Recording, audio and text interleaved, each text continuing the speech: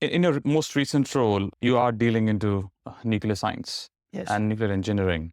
And before we delve into the science of it, I want you to talk more on how, as a country, we feel about it, and where we are at in the headspace of talking about nuclear energy, nuclear science, and nuclear engineering Mhm.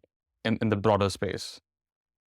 We have, in ANSTO, we have some very, very capable people in this area, and a lot of them have worked in the nuclear power industry. But ANSTO largely does things like analytical work and nuclear science and medicine and so on.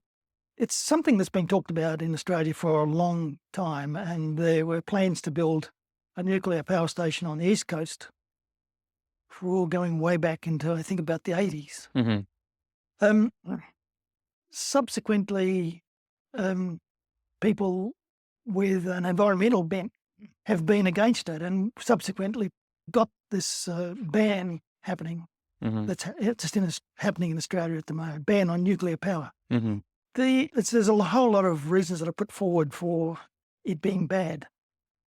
What about the waste? Nowadays, people say, "Oh, it's going to cost too much." Mm-hmm. People think about the health problems. But when we look at the industry in other parts of the world, those things just don't exist. Mm-hmm. It's interesting the way that it got, that the ban came to be, because I'm not sure whether it was whatever political party it was at the time. The Commonwealth government needed to pass some legislation to get the current research reactor in Sydney happening.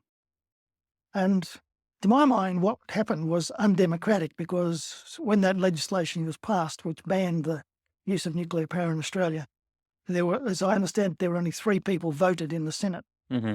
The rest abstained. Mm-hmm. So the bill would go through. To my mind, that's not democratic. Mm-hmm. But anyway, we have it. These days, I think politically, it's become a bit of a hot potato. Mm-hmm. People, until very recently, have not wanted to Mm-hmm. talk about it. Mm-hmm.